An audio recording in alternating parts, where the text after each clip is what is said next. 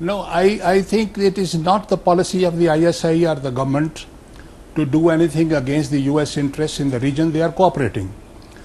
Now, just as CIA and ISI had links with the Al-Qaeda,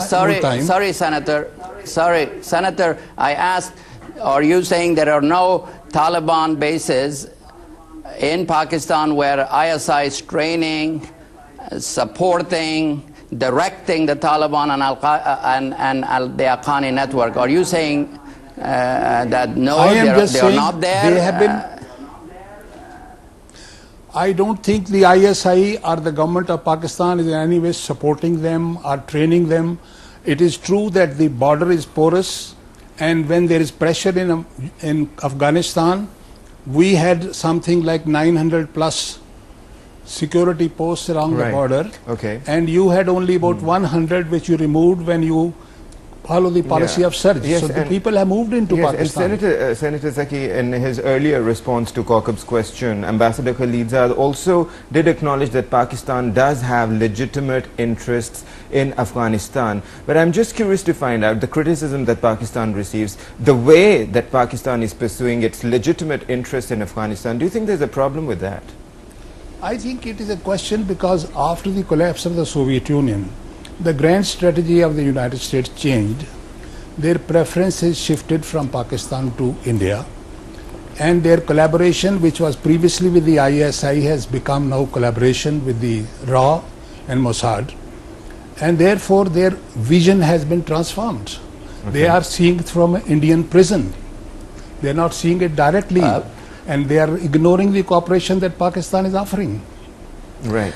But I want to say may I say something on this point, if you don't mind, Senator. First, let me answer your question. And I do not believe, and I have, because you know, worked for the previous administration. I'm not in the government right now, like you're not, in an executive branch. But that as no time during the previous administration, to the best of my knowledge, was there any operations conducted in Pakistan to destabilize Pakistan.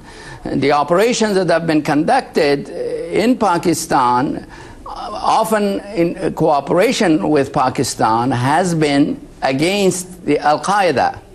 As you know, many Al-Qaeda members were arrested in Pakistan, and the United States has appreciated the cooperation from Pakistan with regard to Al-Qaeda, although, as you know, we have always asked for more.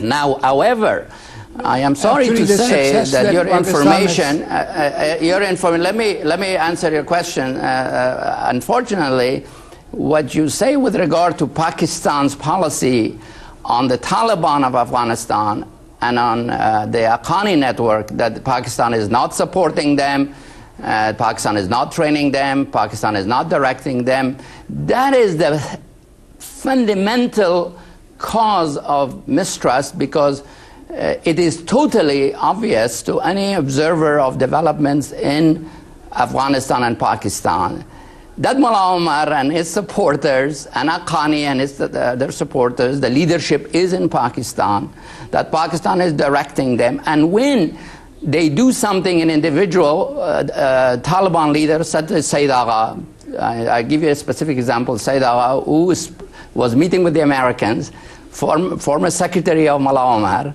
in Kandahar, was meeting with some Americans. He did that without the authorization of ISI, and now he's in hiding because ISI is out to kill him. Why did you meet with the Americans without our permission? Or ISI and the Pakistanis arrested Mullah Brother, which was the #2 of the Taliban. Why was he arrested? And why is he not being turned over to the Afghans? He's arrested by the Pakistanis because Mullah Brother had opened a channel to the Afghan government, and there is also reports with the Americans to negotiate an end to the war in Afghanistan. This is, I think the Pakistani people deserve better than a government that says one thing and does exactly the opposite. And this also is a problem for the world. But Ambassador Khalilzad, again, the same question. It's the Pakistani security forces that have captured or killed more Taliban and Al-Qaeda operatives. Just basically, and it'll Faqaz, just the follow-up, It's the Pakistani security forces that have killed and captured more Al-Qaeda and Taliban operatives. Why then? Well, I think that the problem is, the issue is that there is, with regard to the Al-Qaeda, Pakistan has cooperated, although we believe we could have done more, can do more. I mean, nobody underappreciates the sacrifices of Pakistan in the cooperation against Al-Qaeda. I don't want Pakistanis to think the Americans are not mindful of the sacrifices that Pakistan has made in this regard.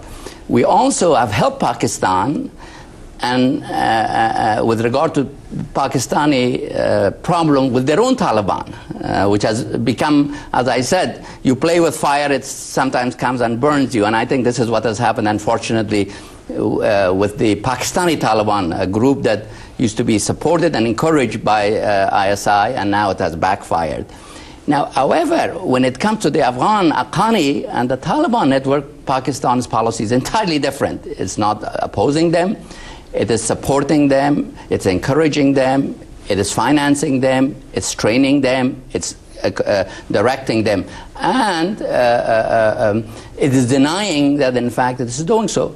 My suggestion is, if Pakistan's motive is some legitimate interest in Afghanistan for doing this, there is diplomatic ways of dealing with those interests. There is no need to kill Afghans. Afghans have been dying for 35 years. There is no need for Pakistani resources to be wasted. If they have legitimate interests, why not focus on a diplomatic, political settlement that is good for Pakistan, good for Afghanistan, and to bring about an environment in which the region can develop. You know, there are so many problems in Pakistan: economic problems, social problems, corruption. Why not focus on those, solving those problems, and bring about regional cooperation? Waqas, yes, I'll let you get out your question. Yes, Waqas. Yes, Senator Zaki, you want to respond? Well, you know, if the idea is to sit there and just put all the blame on Pakistan and come out neat and clean, whitewashed, then of course I don't know what is the purpose of this debate. But if it is to be realistically understood, the fact is, what is the meaning of FPAC? Pakistan was a separate country. When the surge policy was adopted, it was clearly a policy of pushing people into Pakistan and then blaming Pakistan that you are providing them sanctuaries. Then Pakistan acted against the Taliban in Swat. They have acted them in various countries. We have taken a lot of action in southern Waziristan. Now on the eastern front, we have already committed 150,000 troops. We don't have the ability today to take further action in North Waziristan, where we admit that in some of the areas Pakistan's government's writ is not effective, and we are being blamed for protecting them. We can't pull all the troops from India's border and put everything there when they have the cold start doctrine and things like that. Then they have a threatening posture. When under CIA's protection, RAW has created a new Rama agency in Afghanistan. When the RAW is operating from Afghanistan bases to destabilize Pakistan with the overall umbrella protection of the CIA, when they are operating in Balochistan, we also have problems. But we are still cooperating on the, and we have done so much in handing over the Al-Qaeda people to them. So instead of giving credit and cooperating with this, you see the drone attacks, which have created so much resentment. It has become very difficult for the United States, because of US policy, for the government to answer to its own people. So government is under pressure. In fact, you know, the better way, Pakistani people's psychology must be understood. If you pressurize them, they will react. And it will be counterproductive. The best way is to make the alliance without blaming and cooperate confidentially instead of making declarations that you are doing this and you are doing that. This is the wrong way of approaching people in such sensitive matters. So I think I agree. Diplomacy requires. I agree with the senator. Creative diplomacy requires quiet that conversation. We need to have a balanced relationship where diplomacy can engage each other. Thank you. Senator Zaki would like to complete his argument. Be able to, if we could have Senator Zaki first. No, these superpowers have the advantage. They can speak whenever they like. We will speak when we are allowed. We ensure that both sides get equal time here on the platform, Senator Zaki, but please continue. No, I am just saying, though, instead of appreciating and dealing sensitively, understanding the sensitivities of Pakistan, Pakistan is going to live next to Afghanistan. Instead of excluding Pakistan from Afghan affairs, and bringing in India and involving it and creating double insecurity from the Pakistan's two fronts. Pakistan cannot accept that. If every country has the right to protect its own security. Right. So why we be blamed when we want to protect our own security? We say. All right, and let's ask this question to Ambassador Khalilzad. And you heard Senator Zaki, Ambassador Khalilzad, and the India factor in the situation in Afghanistan is not something new. And Pakistan, in a way, does expect from the United States to play a role in improving tensions between Pakistan and India. Do you think that the United States so far has handled the India factor properly? Because many argue that the support that you talked about to the Haqqani network from the ISI is in a way to balance the Indian factor in the region. Well, first I want to say to the senator that I agree about the importance of diplomatic engagement, of security institutions to work with each other. And to some extent, some of this public sparring that has occurred is as a result of the frustration that those engagements have been unproductive. And I gave you one reason, my own personal experience, which engaging with President Musharraf or others in Pakistan, where they flatly deny that they're doing things that there is ample evidence that we have that they are doing it. And also, when you engage with Pakistan, it doesn't say, look, we have concerns about Indian role in Afghanistan.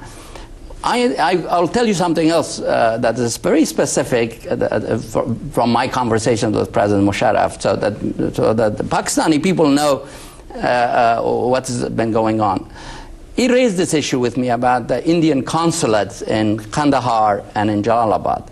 And I said, Mr. President, that is obviously a legitimate concern. If the Indian consulates in Kandahar and Jalalabad are doing things against Pakistan, let's do something about it. And he said, what?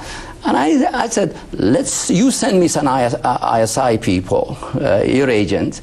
I will ask my government, the United States, to put some CIA people with them, and we get some Afghan intelligence, and we monitor these two consulates. And if they are doing things which are against Pakistani interests, such as arming the Baloch or providing assistance to someone else, then I'll go to President Karzai and say, well, we have to shut this down. But right now they say they are in two houses, very few people, all they're doing is encouraging Afghan-Indian trade. And he said, well, that's a great idea. I said, well, to every problem there is a solution. Now you, Mr. President, give me something on the Taliban in Quetta. Shut them something down there. And he said, Taliban in Quetta? There are no Taliban in Quetta. So this is what the source of the frustration is.